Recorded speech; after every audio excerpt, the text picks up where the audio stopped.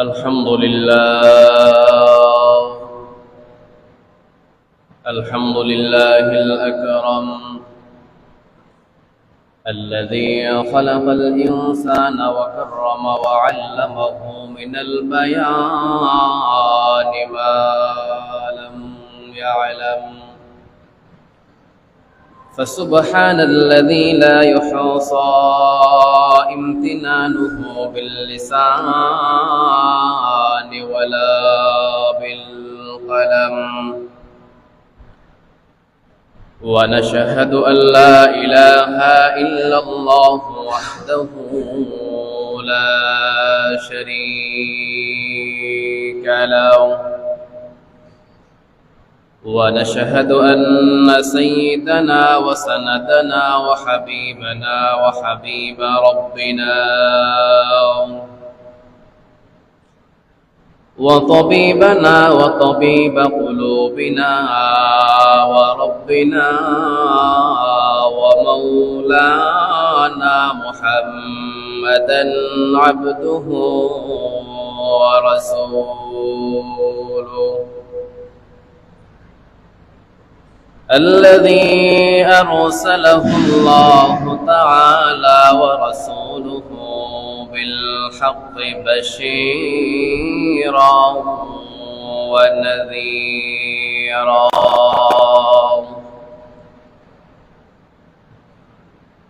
وداعيا إلى الله بإذنه وسراجا وقمرا منيرا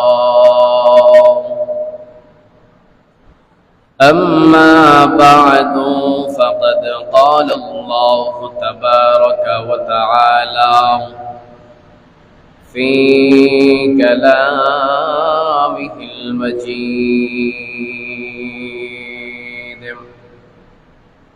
وفي فرقانه الحميد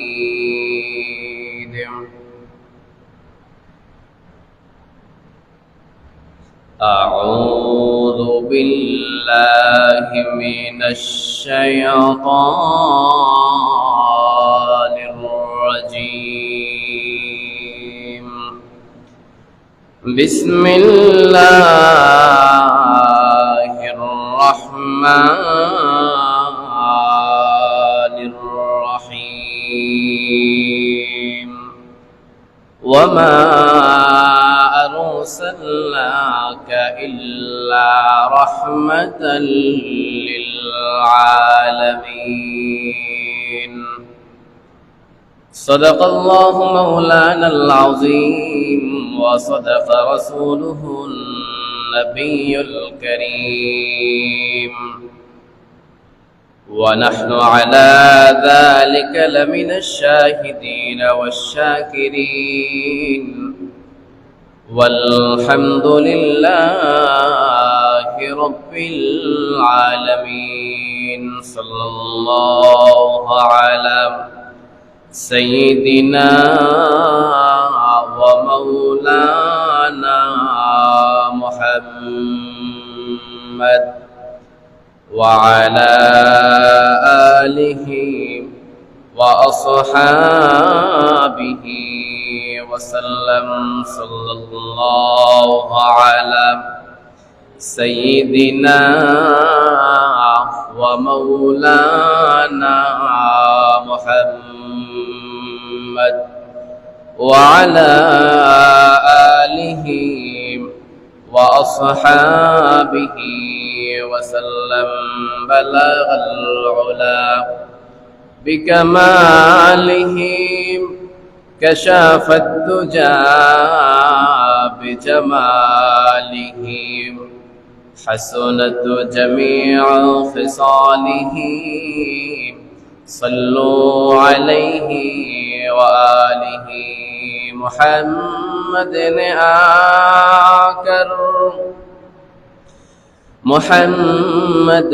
आकर कुफ्र को मिटाया,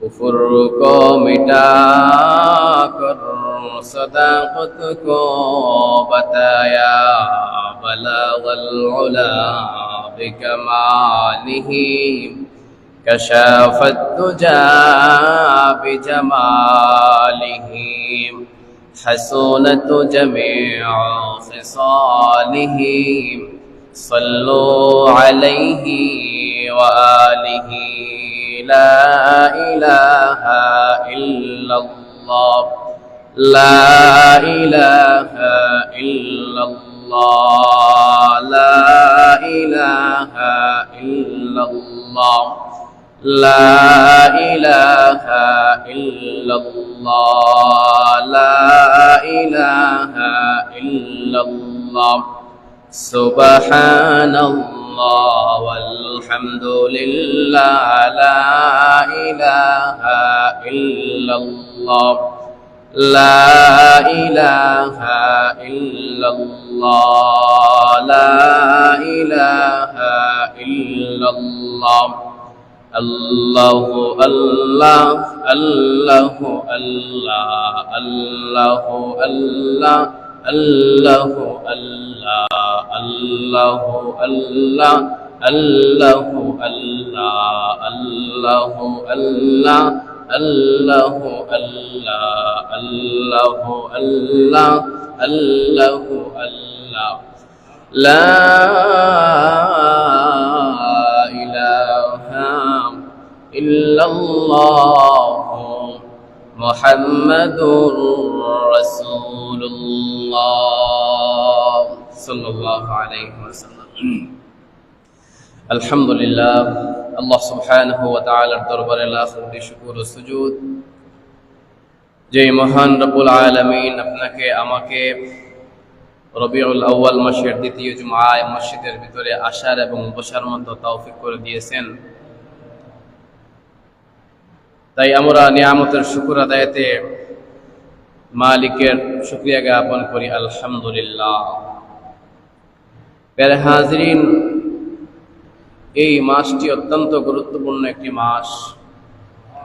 এই মাসেই আমাদের নবী মুহাম্মদুর রাসূলুল্লাহ সাল্লাল্লাহু আলাইহি ওয়াসাল্লাম দুনিয়াতে আগমন করেছিলেন। দুনিয়ার জমিনে বিশ্বনবী মুহাম্মদুর রাসূলুল্লাহ সাল্লাল্লাহু আলাইহি ওয়াসাল্লামের আগমন এই মাসেই হয়েছিল। বিশ্বনবী মুহাম্মদুর রাসূলুল্লাহ সাল্লাল্লাহু আলাইহি ওয়াসাল্লাম আমাদের জন্য রহমত স্বরূপ। আল্লাহ রাব্বুল আলামিন আমাদের জন্য বিশ্বনবী মুহাম্মদুর রাসূলুল্লাহ সাল্লাল্লাহু আলাইহি ওয়াসাল্লামকে রহমত হিসাবে প্রেরণ করেছেন। শুধুই যে আমাদের জন্য রহমত এমনটা নয়, মানবের জন্য রহমত, দানবদের জন্য রহমত, কুল কায়নাতের জন্য রহমত, আরবদের জন্য রহমত, অনারবদের জন্য রহমত, আজমিদের জন্য রহমত। এক কথায় বিশ্বনবী মুহাম্মদুর রাসূলুল্লাহ সাল্লাল্লাহু আলাইহি ওয়াসাল্লাম গোটা জগৎবাসীর জন্য রহমত স্বরূপ আল্লাহ রাব্বুল আলামিন প্রেরণ করেছেন। সুবহানাল্লাহ। আল্লাহ রাব্বুল আলামিন বলেন, ওয়ামা আরসালনাকা ইল্লা রাহমাতাল লিল আলামিন। হে নবী, আমি আপনাকে গোটা জগৎবাসীর জন্য রহমত স্বরূপ প্রেরণ করেছি। সুবহানাল্লাহ। প্যারে হাজরিন, আল্লাহ সুবহানাহু ওয়া তাআলা মানব জাতির হেদায়েতের জন্য যুগে যুগে পয়গম্বর আলাইহিস সালাতু ওয়াস সালামকে পাঠিয়েছেন। আল্লাহ রাব্বুল আলামিন সর্বপ্রথম হযরত আদম আলাইহিস সালাতু ওয়াস সালামকে পাঠিয়েছেন। সর্বশেষ হযরত নূহ আলাইহিস সালাতু ওয়াস সালামকে পাঠিয়েছেন। আল্লাহ রাব্বুল আলামিন আগেকার নবীদেরকে ভিন্ন ভিন্ন কিতাব দিয়ে পাঠিয়েছেন, ভিন্ন ভিন্ন গোত্রের মধ্যে পাঠিয়েছেন, ভিন্ন ভিন্ন সম্প্রদায়ের জন্য আল্লাহ রাব্বুল আলামিন ভিন্ন ভিন্ন নবী পাঠিয়েছেন, নবী রাসূল পাঠিয়েছেন। ভিন্ন ভিন্ন সম্প্রদায়কে আল্লাহ রাব্বুল আলামিন ভিন্ন ভিন্ন আসমানি কিতাব দিয়েছেন। তো নবী রাসূলগণ তাদের এই দায়িত্ব যথাযথভাবে আঞ্জাম দিয়েছেন। একটি সময় তারা দুনিয়ার জমিন ত্যাগ করে আল্লাহ রাব্বুল আলামিনের সান্নিধ্যে চলে গেছেন। তারা যখন মারা গিয়েছেন তখন সঙ্গে সঙ্গে তাদের কিতাব, তাদের হুকুম আহকামগুলা, তাদের শরীয়তগুলা তারা মারা যাওয়ার সঙ্গে সঙ্গে সেগুলো রহিত হয়ে গিয়েছে। আল্লাহ রাব্বুল আলামিন সময়ের পরিপ্রেক্ষিতে গোত্র অনুযায়ী নবী রাসূলগণ প্রেরণ করেছিলেন, তাদেরকে ভিন্ন ভিন্ন কিতাব দিয়েছিলেন। যখন সেই নবী রাসূলগণ মারা গিয়েছেন তখন সঙ্গে সঙ্গে তাদের কিতাবও শেষ, তাদের হুকুম আহকামগুলোও শেষ, তাদের শরীয়তও শেষ। তো এই দ্বারাই আল্লাহ রাব্বুল আলামিন সর্বশেষ নবী এবং রাসূল হিসাবে প্রেরণ করেছেন আমাদের নবী হযরত মুহাম্মদুর রাসূলুল্লাহ সাল্লাল্লাহু আলাইহি ওয়াসাল্লামকে। তিনি যে শুধুই নির্দিষ্ট সময়ের জন্য নবী এমনটা নয়, নির্দিষ্ট গোত্রের নবী এমনটা নয়, নির্দিষ্ট জাতির নবী এমনটা নয়। আল্লাহ সুবহানাহু ওয়া তাআলা বিশ্বনবী মুহাম্মদুর রাসূলুল্লাহ সাল্লাল্লাহু আলাইহি ওয়াসাল্লামকে নির্দিষ্ট জাতির নবী হিসাবে প্রেরণ করেন নাই। আল্লাহ রাব্বুল আলামিন গোটা জগতের জন্য, মুসলমান, হিন্দু, ধর্ম বর্ণ নির্বিশেষে সবার জন্য আল্লাহ রাব্বুল আলামিন বিশ্বনবী মুহাম্মদুর রাসূলুল্লাহ সাল্লাল্লাহু আলাইহি ওয়াসাল্লামকে রাসূল বানিয়ে, নবী বানিয়ে পাঠিয়েছেন। শুধুই যে হিন্দুরা বলবে যে শুধু মুসলমানদের জন্য আল্লাহ রাব্বুল আলামিন আখিরি নবী পাঠিয়েছেন, এমনটা নয়। আল্লাহ রাব্বুল আলামিন কিয়ামতের কঠিন ময়দানে যাতে অমুসলিমরা, বিধর্মীরা আল্লাহ রাব্বুল আলামিনের উপর এই আপত্তি পেশ করতে না পারে যে আল্লাহ রাব্বুল আলামিন আপনি আমাদের জন্য কোনো পয়গম্বর পাঠান নাই, আপনি আমাদেরকে কোনো সুপথ দেখানোর জন্য কোনো ধর্মযাজক পাঠান নাই, বিধি নিষেধ করার জন্য কোনো লোক পাঠান নাই, এমনটা যাতে কিয়ামতের কঠিন ময়দানে আল্লাহ রাব্বুল আলামিনের উপর বিধর্মীরা, অমুসলিমরা ওজর আপত্তি পেশ করতে না পারে। এজন্যই আল্লাহ রাব্বুল আলামিন বিশ্বনবী মুহাম্মদুর রাসূলুল্লাহ সাল্লাল্লাহু আলাইহি ওয়াসাল্লামকে সর্বশেষ নবী এবং রাসূল হিসাবে ঘোষিত করে দুনিয়ার মধ্যে প্রেরণ করেছেন। আল্লাহ রাব্বুল আলামিন বলেন, ওয়া মা আরসালনাকা ইল্লা কাফাতাল লিন-নাসি বাশীরাও ওয়া নাযীরা। আল্লাহ রাব্বুল আলামিন বলেন, হে নবী, আমি আপনাকে সমগ্র জাতির জন্য ভয় ভীতি দেখানেওয়ালা, সৎ পথ দেখানেওয়ালা হিসাবে প্রেরণ করেছি। এ দ্বারা প্রমাণ হয় যে আল্লাহ রাব্বুল আলামিন বিশ্বনবী মুহাম্মদুর রাসূলুল্লাহ সাল্লাল্লাহু আলাইহি ওয়াসাল্লামকে সর্বশেষ নবী এবং রাসূল হিসাবে প্রেরণ করেছেন, যাতে কিয়ামতের কঠিন ময়দানে বিধর্মীরা, অমুসলিমরা এই ওজর আপত্তি আল্লাহ রাব্বুল আলামিনের উপর পেশ করতে না পারে। আয় আল্লাহ, আপনি মুসলমানদের জন্য নবী পাঠিয়েছেন, নবী রাসূল পাঠিয়েছেন, আমাদের জন্য তো কোনো নবী রাসূল পাঠান নাই, আমাদেরকে বিধি নিষেধ করনেওয়ালা কেউ পাঠান নাই, হেদায়েতের পথ দেখানোওয়ালা কোনো ব্যক্তি পাঠান নাই, এমন প্রশ্ন যাতে আল্লাহ রাব্বুল আলামিনের উপর বান্দা করতে না পারে। এজন্যই আল্লাহ রাব্বুল আলামিন বলেন, নবীদের দরজা বন্ধ হয়ে গেছে। বিশ্বনবী মুহাম্মদুর রাসূলুল্লাহ সাল্লাল্লাহু আলাইহি ওয়াসাল্লাম বলেন, আনা খাতামুন নাবিয়্যিন লা নাবিয়্যা বা'দি, আমি হলাম সর্বশেষ নবী, আমার পরে আর কোনো নবী রাসূল আসবেন না। এর দ্বারা আল্লাহ রাব্বুল আলামিন বুঝাতে চেয়েছেন যে নবীদের দরজা বন্ধ হয়ে গিয়েছে, আর এটাও স্পষ্ট করে দিয়েছেন যে ইনি হলেন সর্বশেষ নবী। ইনি যে শুধু মুসলমানদের নবী এমনটা নয়, গোটা জগতের নবী। আগে কিয়ামত পর্যন্ত যত উম্মতরা আসবে, যত মাখলুক আসবে, সবার নবী, যাতে করে কিয়ামতের কঠিন ময়দানে বান্দা এই ওজর আপত্তি পেশ করতে না পারে যে আয় আল্লাহ, আপনি তো আমাদেরকে সুপথ দেখানোর জন্য কোনো ব্যক্তি পাঠান নাই, আমাদেরকে বিধি নিষেধ করার জন্য কোনো ব্যক্তি পাঠান নাই, এটা যাতে আল্লাহ রাব্বুল আলামিনের উপর আপত্তি পেশ করতে না পারে। এজন্যই আল্লাহ রাব্বুল আলামিন বলেন, ওয়া মা আরসালনাকা ইল্লা কাফাতাল লিন-নাসি বাশীরাও ওয়া নাযীরা। হে নবী, আমি আপনাকে গোটা জগতের জন্য সুপথ দেখানোওয়ালা, বিধি নিষেধ করনেওয়ালা হিসাবে প্রেরণ করেছি।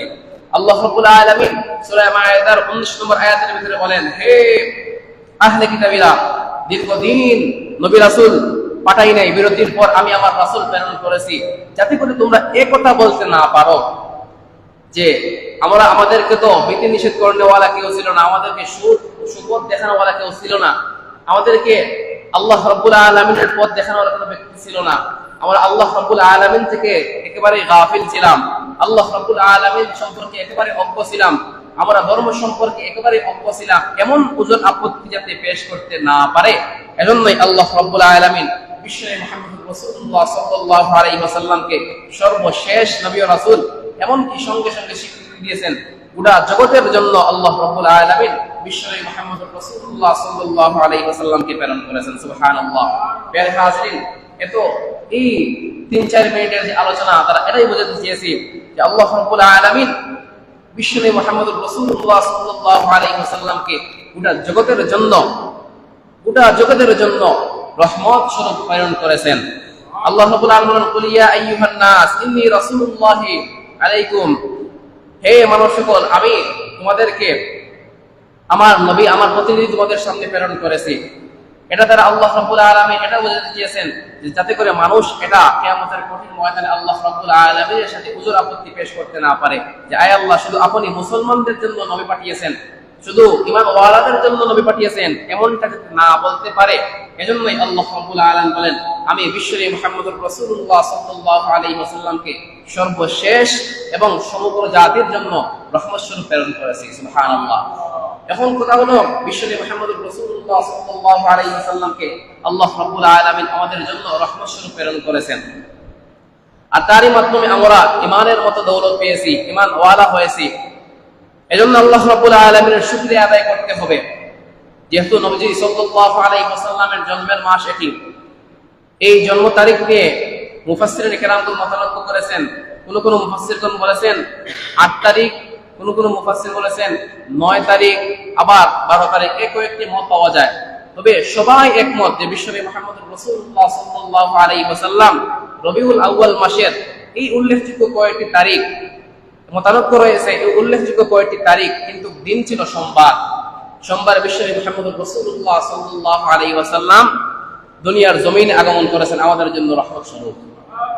প্রিয় হাজিরিন, এই মাসকে কেন্দ্র করে দেখা যায় আমাদের সমাজে অনেক কুসংস্কার রয়েছে, অনেক বেদাতের সরাসরি রয়েছে। সেই বেদাত থেকে আমরা বাঁচতে হবে।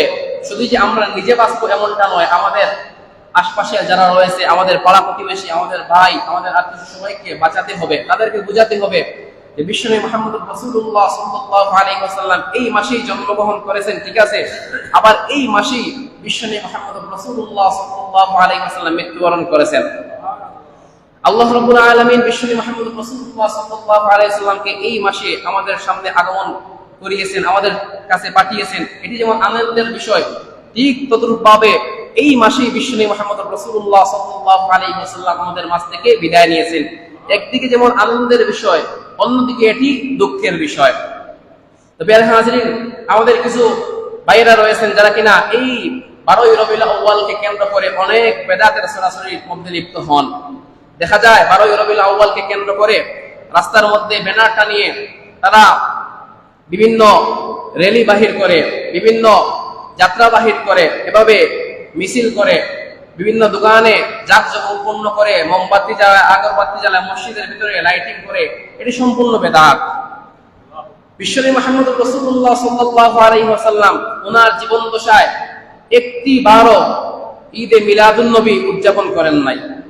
বিশ্বনবী মুহাম্মদুর রাসূলুল্লাহ সাল্লাল্লাহু আলাইহি ওয়াসাল্লাম একটিবারের জন্য ওনার জন্মদিন পালন করেন নাই। হাদিসের সিয়াসিত্তার হাদিস সহ অন্যান্য হাদিস গ্রন্থ যখন আমরা তালাশ করি, তাহলে দেখতে পাই বিশ্বনবী মুহাম্মদুর রাসূলুল্লাহ সাল্লাল্লাহু আলাইহি ওয়াসাল্লামের সূক্ষ্ম থেকে সূক্ষ্ম বিষয়গুলা, ক্ষুদ্র থেকে ক্ষুদ্র বিষয়গুলা হাদিসের ভিতরে পাওয়া যায়।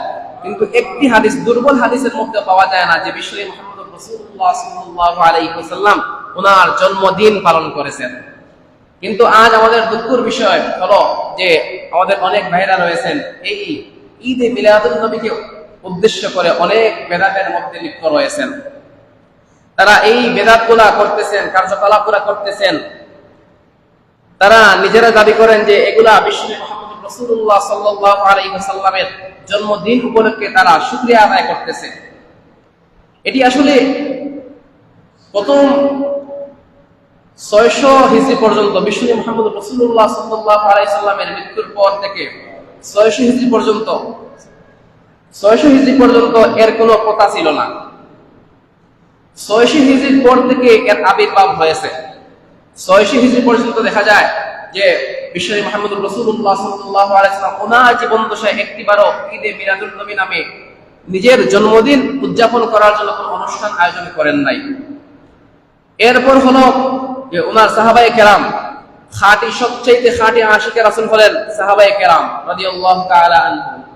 আমাদের গোটা জগতের সব উম্মতকে যদি এক পাল্লায় রাখা হয় আর নবীর নিম্নমানের একজন সাহাবীকে যদি এক পাল্লায় রাখা হয়, তাহলে আমাদের সবার চাইতে নবীর নিম্নমানের একজন সাহাবীর মহব্বত, আয়েশ নবীর জন্য বেশি হয়ে যাবে।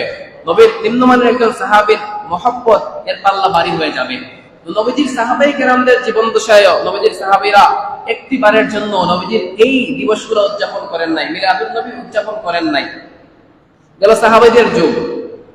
সাহাবীদের পরে তবে তাবিঈদের যুগ, তারাও একটিবারের জন্য বিশ্বনবী মুহাম্মদ রাসূলুল্লাহ সাল্লাল্লাহু আলাইহি ওয়াসাল্লামের ঈদ মিলাদুন নবী জন্মদিন উপলক্ষে কোন অনুষ্ঠানের আয়োজন করেন নাই। এভাবে ইমামগণ, আমাদের চার ইমামগণের একজনই বিশ্বনবী মুহাম্মদ রাসূলুল্লাহ সাল্লাল্লাহু আলাইহি ওয়াসাল্লামের জন্মদিন উপলক্ষে কোন অনুষ্ঠানের আয়োজন করেন নাই। দেখা যায় এটি ঈসা আলাইহিস সালামের যুগে খ্রিস্টানদের কথা ছিল। তারা কি করত? ঈসা আলাইহিস সালামকে আল্লাহ রাব্বুল আলামিন সশরীরে আসমানে উঠিয়ে দিলেন। উঠিয়ে নেওয়ার পর 300 বছর পর হঠাৎ করে একজন ঈসা আলাইহিস সালামের অনুসারী, পূর্ণাঙ্গ অনুসারী নয়, তারা মনের মধ্যে জাগলো যে আমরা আমাদের নবীর জন্মদিন আয়োজন করব, জন্মদিন পালন করব।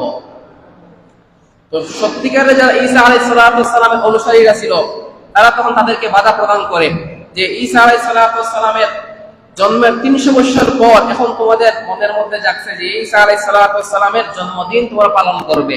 তারা বাধা প্রদান করেছে। সত্যিকারের ঈসা আলাইহিস সালামের অনুসারীরা এটি করতে নিষেধ করেছে। তখন তারা কি করছে? ঈসা আলাইহিস সালামের এই অনুসারীদেরকে তারা বলেছে গুমরাহ, যে তোদের অন্তরের ভিতরে ঈসা আলাইহিস সালামের মহব্বত নাই, ভালোবাসা নাই। এভাবে তর্ক বিতর্কের মধ্যে লিপ্ত হয়ে তারা ঈসা আলাইহিস সালামের জন্মদিন পালন করেছে। তারা যুক্তি দেখিয়েছে যে আমরা এই একটি দিন আমাদের উপাসনালয়ে যাব, যে আমাদের ধর্মযাজককে উপস্থিত করব, করে ঈসা আলাইহিস সালামের জীবনী সম্পর্কে আমরা আলোচনা শুনব।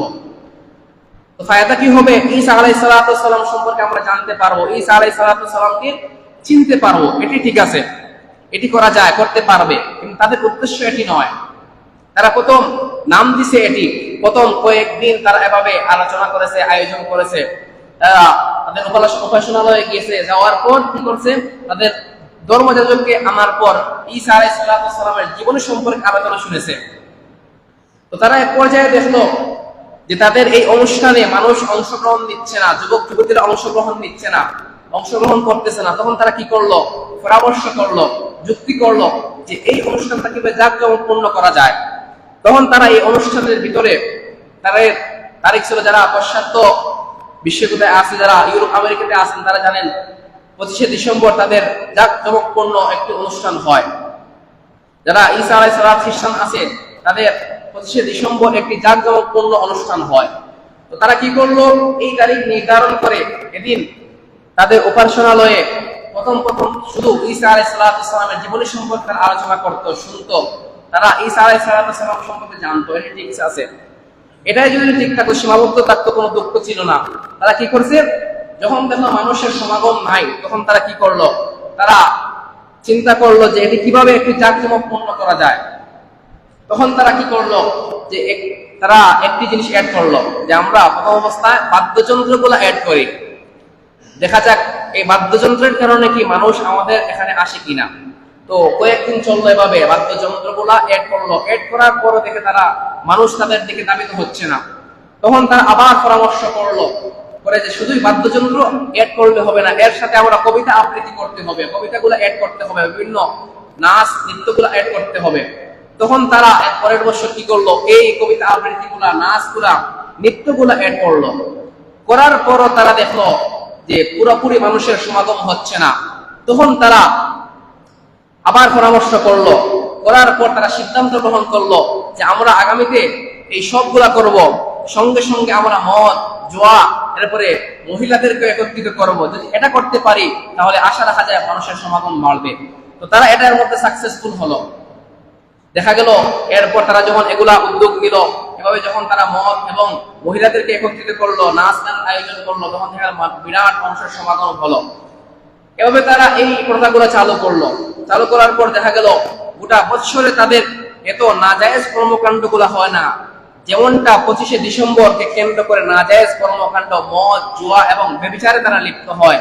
তো প্রথম কি ছিল দেখেন, তারা ঈসা আলাইহিস সালামের যে জীবনী সম্পর্কে জানার জন্য একটা আয়োজন করেছিল। এটা ঠিক আছে, জীবনী সম্পর্কে আমরা বিভিন্ন কনফারেন্স করে থাকি, বিশ্বনবী মুহাম্মদ রাসূলুল্লাহ সাল্লাল্লাহু আলাইহি ওয়াসাল্লামের জীবনী জানার জন্য আমরা বিভিন্ন অনুষ্ঠান করে থাকি, যেমন ইসলামিক অনুষ্ঠান, কুইজের অনুষ্ঠান করে থাকি। এটা ঠিক আছে, নবীজি সাল্লাল্লাহু আলাইহি ওয়াসাল্লামের জীবনী সম্পর্কে জানার জন্য আমরা আগ্রহ প্রকাশ করে এটা জানার জন্য উদ্বুদ্ধ হই, এটা ঠিক আছে। কিন্তু তাদের উদ্দেশ্য ছিল খারাপ। তারা একটি একটি ধাপ যাওয়ার পর তারা সর্বশেষ ধাপে সাকসেসফুল হলো। তাদের এই যে উদ্দেশ্য ছিল মানুষকে দিয়ে নাজায়েজ কর্মকাণ্ড করাবে, তারা এটির মধ্যে সাকসেসফুল হলো। তো দেখা গেল তারা সর্বশেষ দেখা যায় 25শে ডিসেম্বরকে কেন্দ্র করে ইউরোপ আমেরিকা গুলাতে, এই দেশগুলোকে, ইউরোপ কান্ট্রি গুলাতে দেখা যায় যে সমস্ত কর্মকাণ্ড নাজায়েজ কর্মকাণ্ড গুলা হয়। গোটা বৎসরে এমন নাজায়েজ কর্মকাণ্ড গুলা হয় না। মদ এবং ব্যভিচার, জিনা, ব্যভিচার, নাজায়েজ কর্মকাণ্ড গুলো সবচেয়ে এই দিনে হয়। তো তাদের উদ্দেশ্য ছিল কি?